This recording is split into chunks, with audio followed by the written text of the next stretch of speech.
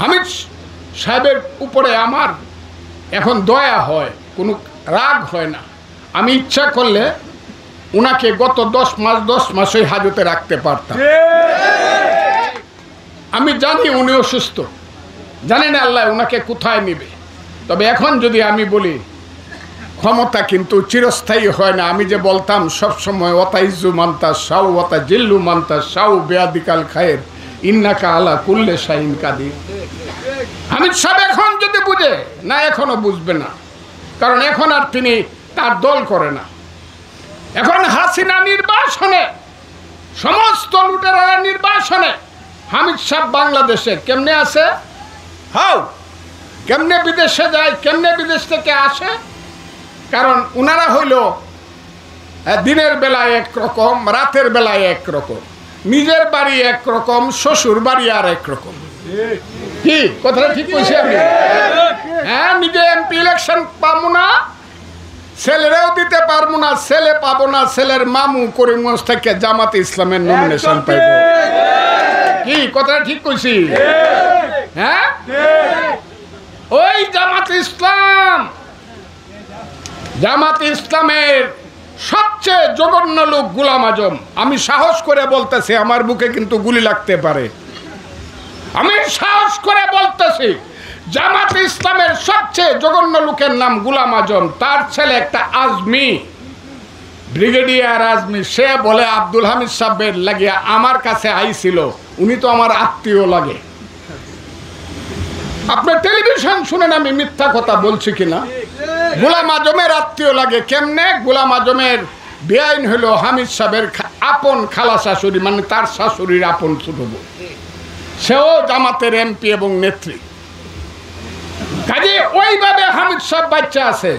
আমি জামাতের করোনা নিয়ে 1 সেকেন্ড এই পৃথিবীতে বাঁচতে চাই না। আমার নাম ফজলুর রহমান,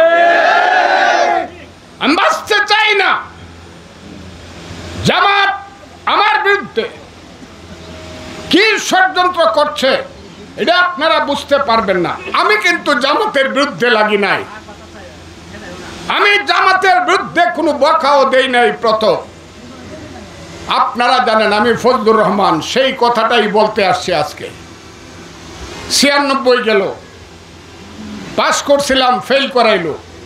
2001 সনে আমি আসলাম গামছা মার্কা লইয়া, মনে আছে আপনাদের? সেই গামছা মার্কায় কন্টেস্ট করছি আমি হামিদ সাহেবের সঙ্গে।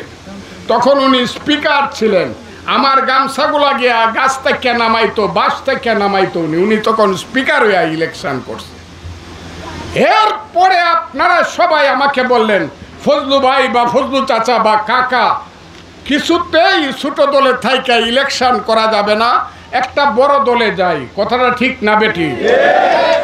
আপনাদের কথা এবং আমার ইচ্ছা আমি একটা বড় দলে গেলাম, সেই দলটার নাম হলো বিএনপি।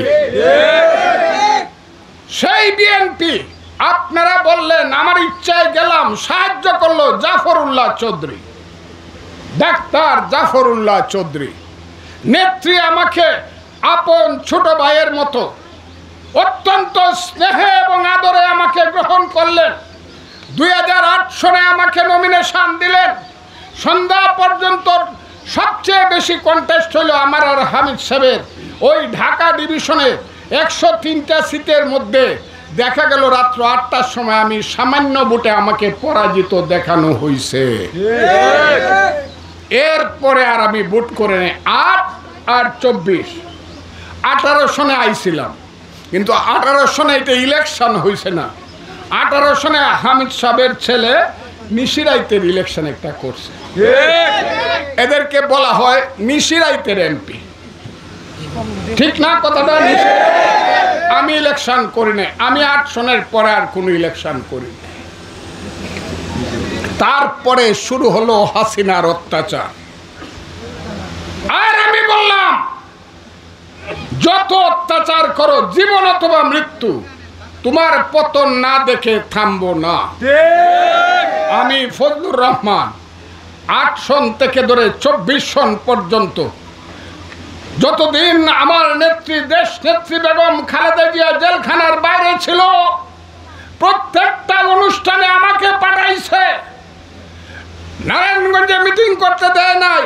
ফজলু তুমি যাও,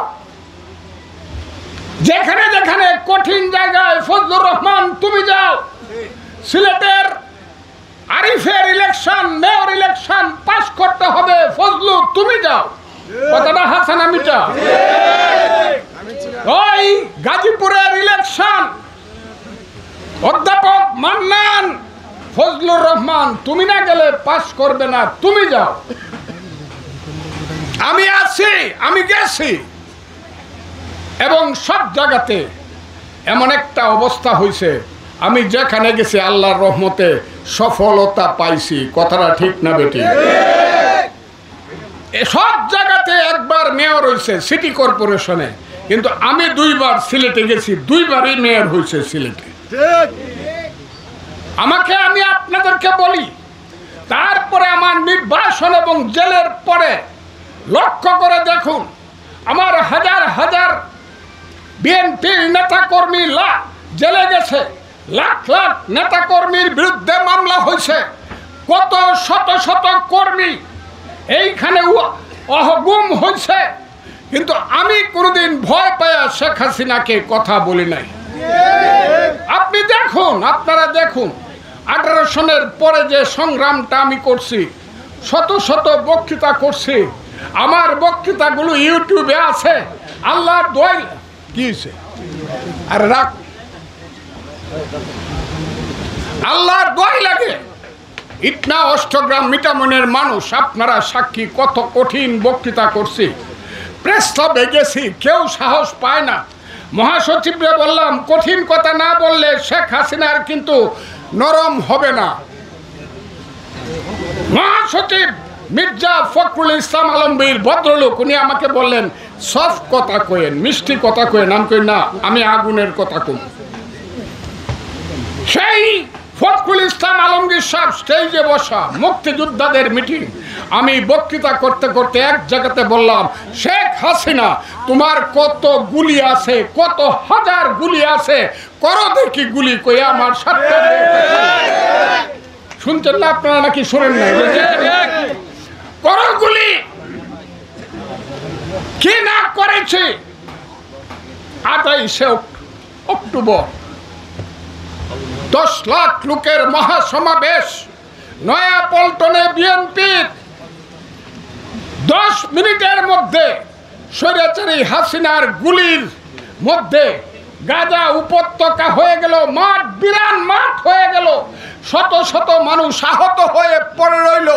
আর আমি ফজলুর রহমান সব শেষে স্টেজ থেকে নামিয়া, আমার এই এনামুল ছিল, গাগরার মীর জাহান মেম্বারের একটা ছেলে ছিল, আরও 3-4টা ছেলে আমাকে বেহুশ অবস্থায় আমাকে বাসায় নিয়ে গেল।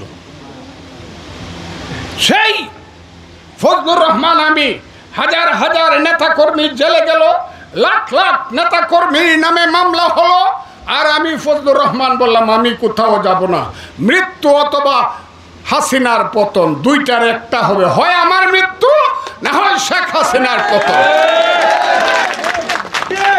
আমি আমার